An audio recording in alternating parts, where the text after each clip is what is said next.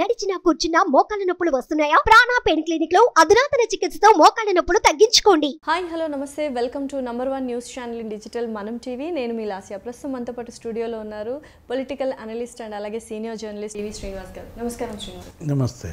ఇప్పుడు ఎక్కడ చూసినా షర్మిల గారి స్పీచ్ హాట్ టాపిక్గా మారిపోతుంది. సో ఇంతవరకు ఒక డౌట్ ఉండింది, అసలు నిజంగానే ఎలా రియాక్ట్ అవుతారు, ఎలాంటి వ్యూహాలు పన్నుతారు, జగన్ గారి మీద నిజంగానే ఆపోజిట్గా నిలుచుకుంటున్నారా అంటే ప్రతి ఒక్కటి ప్రశ్నిస్తారా, షర్మిల గారు నోరు విప్పితే ఏమవుతుంది అనేది చాలా వరకు మనము చాలా సందర్భాల్లో మాట్లాడుకున్నాము. ఇప్పుడు ఆల్రెడీ ఏమంటారు ఆ టైం వచ్చేసింది, తను గలం విప్పింది జగనన్న గారి మీద అంటే అర్థమైపోయింది. సో అమ్మ మీద ఒట్టేసి చెప్పు, అమ్మనే సాక్ష్యము, అలాగే పిల్లల మీద ఒట్టేసి చెప్పుకున్నాము, నిజంగానే నాకు అన్యాయం చేసావా లేదా అన్న ధోరణిలో వెళ్తోంది అనమాట. కొంతమంది టీడీపీ వాళ్ళు చూస్తే ఇది ఫ్యామిలీ డ్రామాగా ఉంది, పొలిటికల్ ఎజెండాగా లేదు అని కొంతమంది అంటున్నారు. సో దీన్ని ఎలా చూడవచ్చు, అసలు షర్మిల గారి స్పీచ్ని, షర్మిల గారి కామెంట్స్ని ఎలా చూడొచ్చు అంటారు? అన్యాయం, తనకు జరిగిన అన్యాయం, రాష్ట్రానికి జరిగినటువంటి అన్యాయం, వైఎస్ అభిమానులకు జరిగినటువంటి అన్యాయం, దానిపైన ప్రశ్నిస్తోంది. ఎవరు? షర్మిల. నాకు వ్యక్తిగతంగా అన్యాయం చేసినా పర్వాలేదు, నా తండ్రి ఆశయాలు నిలబెడతాడు అనుకున్నాను. ఇది రాజన్న పాలన కాదు, రాజన్న పాలనకి జగన్ పాలనకి ఆకాశానికి భూమికి ఉన్నంత తేడా ఉంది, నక్కకి నాకలోకానికి ఉన్నంత తేడా ఉంది అంటూ షర్మిల వదిలిపెడతాను. జగన్మోహన్ రెడ్డి మొన్న ఎడ్యుకేషన్ సమ్మిట్లో ఏమన్నాడు? రాష్ట్రాన్ని విభజించినట్లే తన కుటుంబాన్ని కూడా సోనియా విభజిస్తోంది, చిచ్చు పెడుతోందంటే దాని మీద ఈమె ఫైర్ అయింది. ఏమని? చిచ్చు పెట్టింది నువ్వు, అమ్మతోడు దేవుడితోడు కూడా వేసినట్టుంది, పిల్లలతోడా, పిల్లల మీద ప్రమాణం చేసి చెప్పు నిజంగానే నాకు అన్యాయం చేసావా లేదా అన్నట్టు సవాల్ విసిరి. జనరల్గా అమ్మతోడు అని ఎవరు వేయరు, అమ్మనే సాక్ష్యం. అమ్మతోడు ఉంది, పిల్లలతోడు, మరి ప్రమాణానికి సిద్ధమా అంటే అర్థం అదే కదా. ఇప్పుడు విజయమ్మని వీళ్ళు బలి చేస్తున్నారు.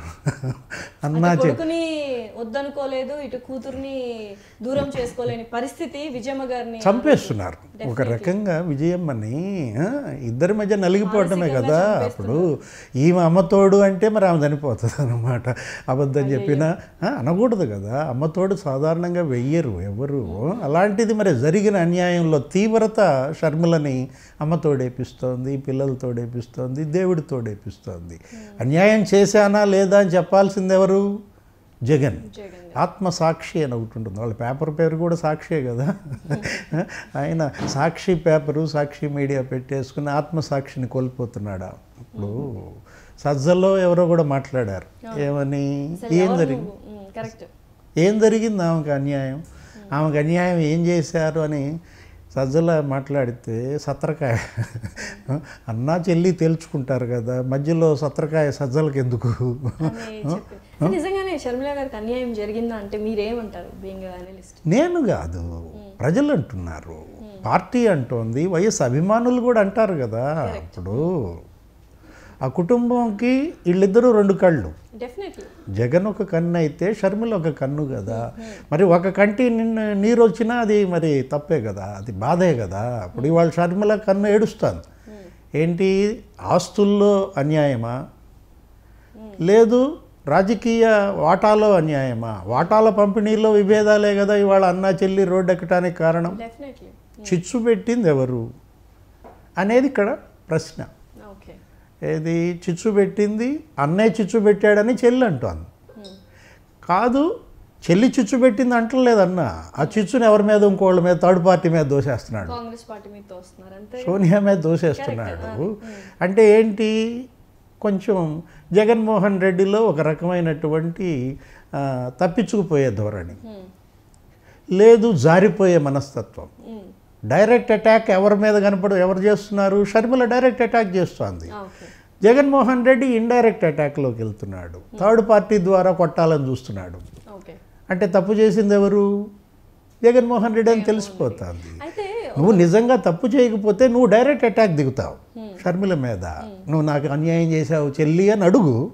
చెల్లి కనుక నీకు అన్యాయం చేస్తే, కుటుంబంలో చిచ్చు అది మీ కుటుంబ సమస్య, మనకు సంబంధం లేదు, రాష్ట్రానికి సంబంధం లేదు, ప్రజలకు సంబంధం లేదు కదా.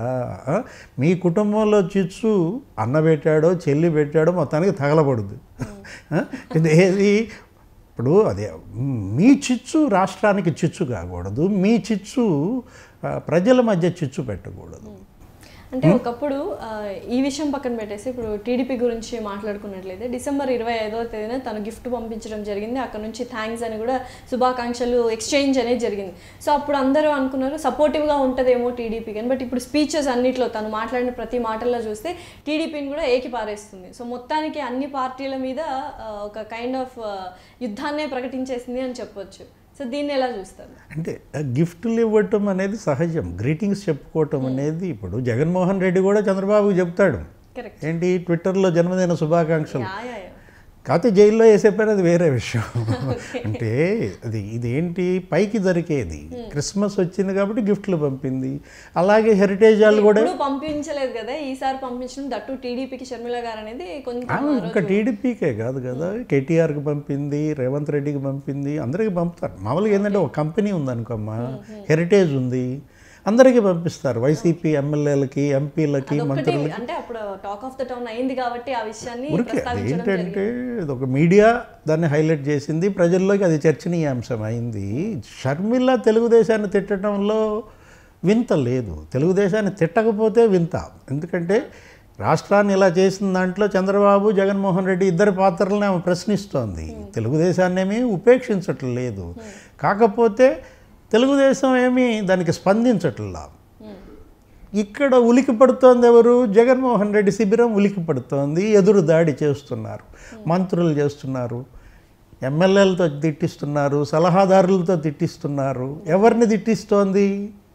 రాజశేఖర రెడ్డి బిడ్డను. వీళ్ళు అసభ్య పోస్టులు పెడుతోంది ఎవరి మీద? రాజశేఖర రెడ్డి బిడ్డ మీద పోడుతున్నారు. అది తప్పు కదా. సోషల్ మీడియాలో కూడా చాలా దారుణంగా మహిళను కూడా చూడకుండా చాలా దారుణమైన ప్రచారాలు అయితే స్టార్ట్ చేశారు. ఇందులో అంటే ఓకే నేను చేయించట్లేదు కార్యకర్తలు కానీ లేకపోతే వైసీపీ నాయకులు ఎవరో ఒకరు చేస్తున్నారు, నా పాత్ర ఏమీ లేదు అని ఒకవేళ ఇన్ ఫ్యూచర్లో జగన్ గారు చెప్పినా అది వాస్తవం అంటారా? ఆయన కనుసైగలేందే ఇవన్నీ జరుగుతాయంటారా మీడియాలో? వీళ్ళు షర్మిలను అంత టార్గెట్ చేస్తే షర్మిల ఇమేజ్ అంత పెరుగుతుంది. సేమ్ కేసీఆర్ చేసిన తప్పే జగన్మోహన్ రెడ్డి శిబిరం కూడా చేస్తోంది.